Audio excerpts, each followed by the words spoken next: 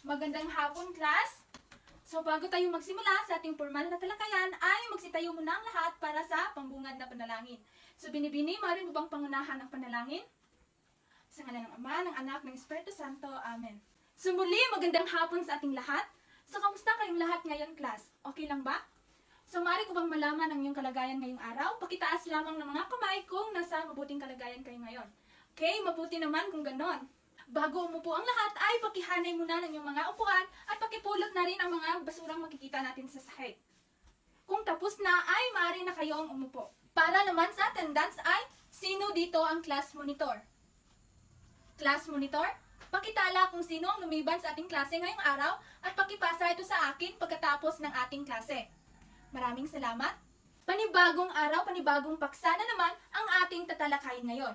Ngunit bago ang lahat, ay sino muna sa inyo ang makapagbabalik-aral o makapaglalahad kung ano nga ba ang naging talakayan natin noong nakaraang tagpo? Naalala niyo pa ba ang aralin noong nakaraang tagpo? Sige, Ginoo, maaari mo bang ibahagi sa amin? Okay, maraming salamat. So noong nakaraang tagpo ay ating tinalakay ang patungkol sa pagtuturo at pagtataya ng makrong kasanayan sa pagnunood. So talagang nakikinig kayo sa ating talakayan noong nakaraang tagpo. Bago tayo dumako sa ating talakayan, ay magkakaroon muna tayo ng isang aktibidad. So ito ay pinamagatang, Punal Mo Ako. So, maaari nyo bang basahin ang panuto, class? Okay, maraming salamat. So ang gagawin nyo lamang ay punal ang mga patlang upang mabuo ang pangungusap at pumili lamang sa kahon ng tamang sagot. Tandaan, napaunahan lamang kayo sa pagsagot sa pamamagitan ng pagtaas ng kanang kamay.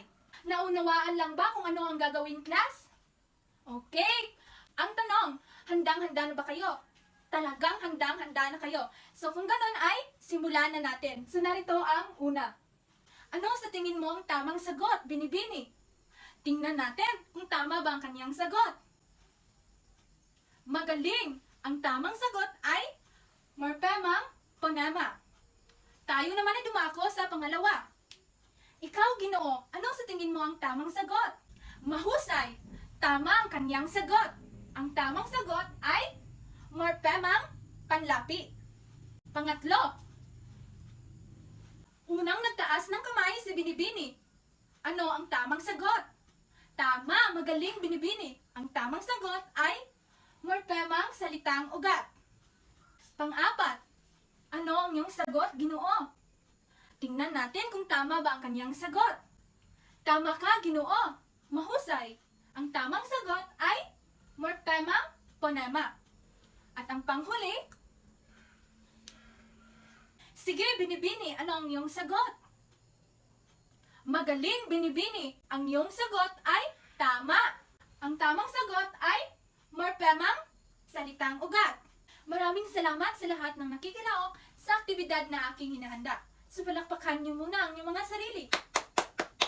Batay sa paganyak ng ating ginawa, ano kaya sa tingin ninyo ang paksang tatalakayin natin ngayon? Ginoo, para sa iyo, ano kaya? Maraming salamat, Ginoo. Tama ang iyong sagot. So bigyan natin ng 3 bagsak. Ang tatalakayin natin ngayong araw ay tungkol sa anyo ng morphema. Bago tayo magpatuloy, ay basahin niyo muna lang sabay-sabay ang layunin natin ngayong araw. Maraming salamat sa pagbasa, class. Kakamtan lamang natin ang layunin na ito kung bibigyan niyo ako ng maraming pera. Alam niyo ba kung ano ang pera, class?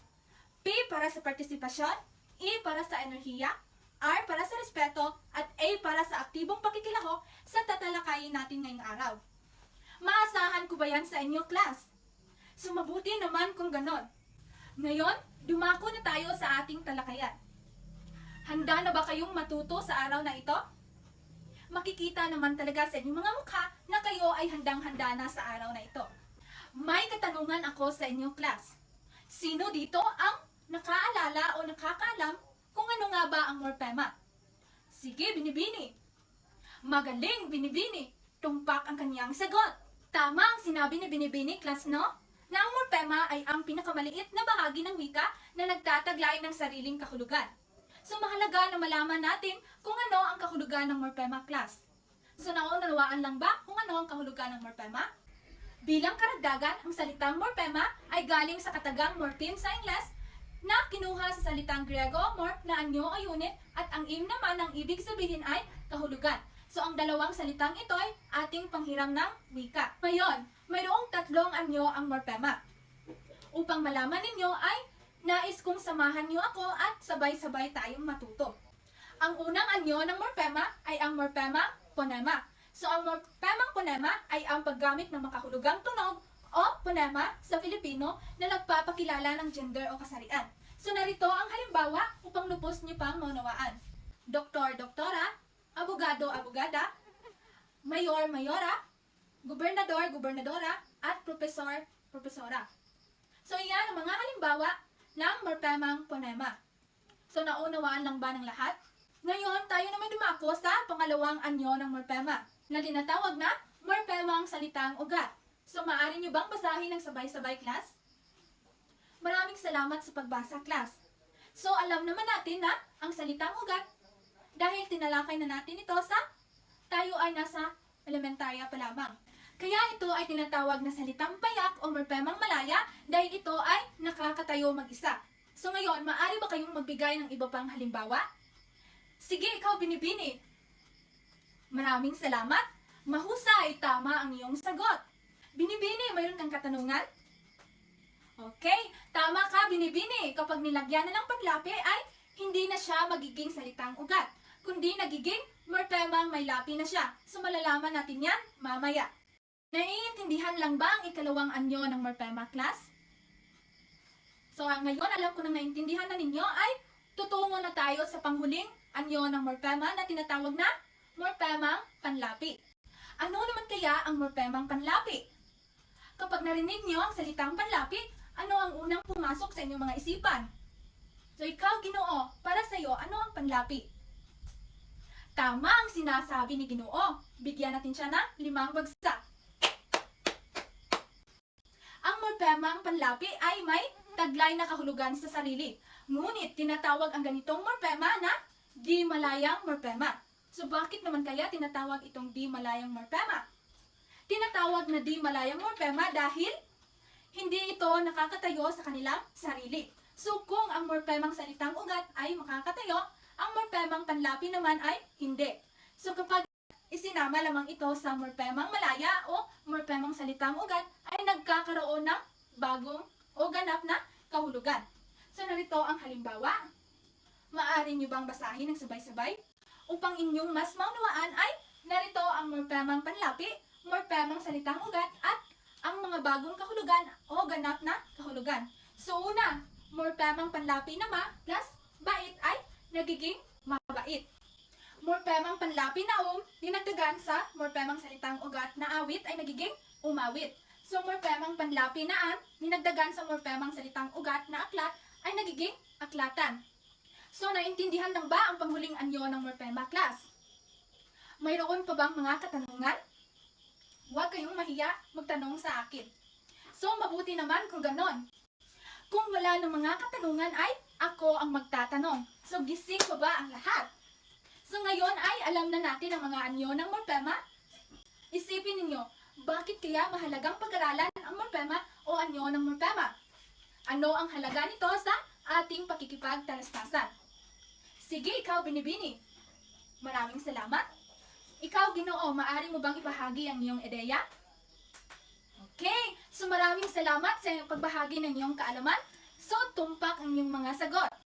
Kapag naunawaan ang morpema, mas nagiging malinaw, wasto, at mabisa ang paggamit sa wikang Filipino. Mas nagiging mahusay din kayo sa pagbasa, pagsulat, at pag-unawa. Mas tumatalas ang inyong pag-iisip sa pag-aanalisa ng salita. So natapos na natin ang ating talakayan. So masana ay mayroon kayong natutunan. Ngayon, lumako na tayo sa inyong gawain. So narito ang inyong gawain. So pakibasa ng sabay-sabay ang panuto, class. So maraming salamat. At para naman sa pamantayan, ay para sa nilalaman at mensahe, 15 puntos, para sa organisasyon, 5 puntos, para sa pagiging malikhain, 5 puntos, at para sa balarila at spelling, 5 puntos na may kabuuan na 30 puntos.